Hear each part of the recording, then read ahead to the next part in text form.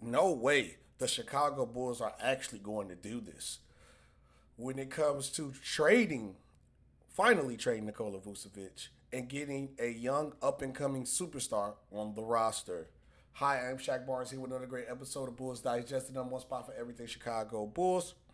6 City guys have been watching the channel and have not subscribed. Treat it like the Bulls intro and run right through that subscribe button. You know how I do when I do my videos. I do not waste you guys' time. Let's get into the news. Bulls receive critical update on potential Nikola Vucevic trade. It possibly happened, guys. The Bulls are actually going to make a move. Whoa, we finally go get rid of Nikola. It's a possibility that we make a move. But I digress. Let's get to the news. The Chicago Bulls' decision to trade Lonzo Ball to the Cleveland Cavaliers not only cost them an opportunity to land Jonathan Kuminga from the Golden State Warriors, it also revealed where the Bulls are regarding a potential Nikola Vucevic trade. I think that would have been something Golden State would have liked.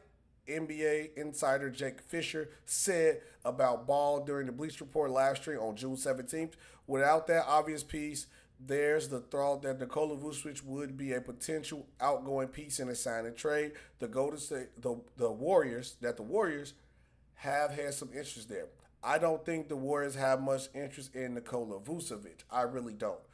I'm not I'm not so bullish that there will be a sign and trade between Kuminga and Chicago that involves Nikola Vucevic.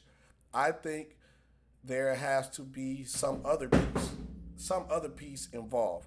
I don't know exactly what that would entail, but I'm pretty confident that the Warriors would not be super excited about losing Kuminga for an expiring contract, Nikola Vucevic. So this is a lot right here. So the Warriors was now not never really interested in Nikola Vucevic. I really think this cap they was very highly on Nikola Vucevic. I just think when Al Horford became available, that's when Nikola Vucevic went off their radar because Al Horford is a championship presence. He played defense and knocked down shots. The problem with Nikola Vucevic is that he's not really a defensive guy. But before Al Horford was available, I believe that the Golden State Warriors want Nikola Vucevic. Now, this is telling me that the Warriors were gonna okay get Nikola Vucevic if they got like Alonzo Ball involved. And if you knew this was a chance, I don't get why you trade Lonzo Ball for Isaac Okoro. That doesn't make no sense at all to me.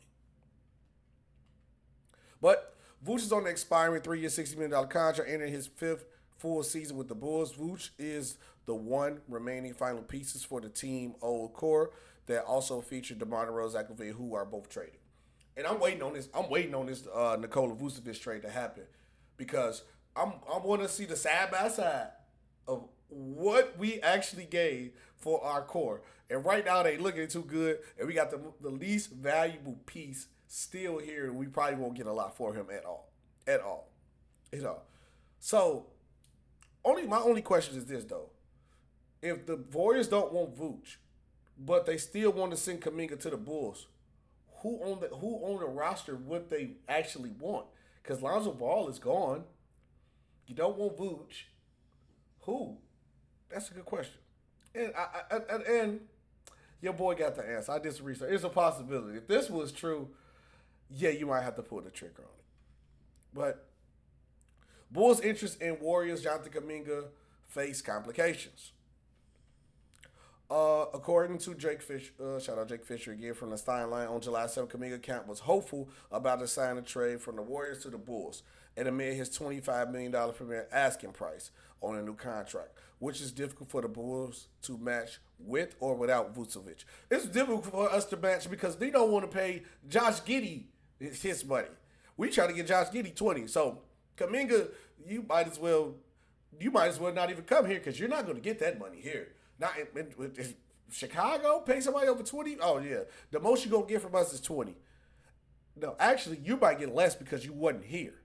So, Josh Giddey, they want to pay Josh Giddey 20. They probably gonna try to offer you like 15 million. But I did some digging, and I figured out who the possible player that they might want. So the trade will go as this: the Bulls get Jonathan Kuminga via sign and trade. I would personally prefer Buddy Hield if was to get a player. I would say Buddy Hield or Gary Payton II, sign and trade. The Warriors would get Patrick Williams and some draft capital. Oh my God, I don't. No, don't get me wrong. Getting off that Patrick Williams contract would be outstanding, but losing draft capital, I cannot do that. I cannot do that. And knowing us, it'll probably be a first round pick. No, we can't do that. No, at all. But say he will cost $9.2 million and has 2 more seasons of his 4-year, $37 million contract with the player option for the final season. Pat earned $8.7 million on his last deal, 3-year, $17 million contract. The Bulls could soften the Warriors' stance on whatever draft capital they would command for Kuminga in a trade that sends Williams over Vooch, who is nearly 11 years his senior. That would get the Bulls out under the Williams deal, which they have shown interest in doing. Now, I'll definitely trade Patrick Williams for Jonathan Kuminga, but because he got to get a signing trade, I don't believe the Chicago Bulls are going to do that. I think they would rather just deal with Patrick Williams' contract. Now, because if we get another guy in under the same contract and Kuminga doesn't come to the Bulls and show out and actually show that he's a star caliber player, then ain't we back in the same situation? So I'm not ready to risk any draft capital for anybody for the Chicago Bulls. I think we need to keep all our picks. We need to build through the draft and move like that. I think if we do anything that got to involve a draft pick getting sent out, I'm not okay in the trade. No. So even if this was to get rid of Patrick Williams' contract, I'm not doing it because the Chicago Bulls and how this team is set up and where the timeline that we set up, we do not need to get rid of any draft picks at all. But they would be nice. And I would want to see if the Warriors are 100% interested in Patrick Williams over Vucevic, because that's crazy. If they just they don't want Vuce at all. If they would rather take Patrick Williams over Vuce, that would be crazy. But let me know what you guys think about this in the comment section below. Would you accept this trade?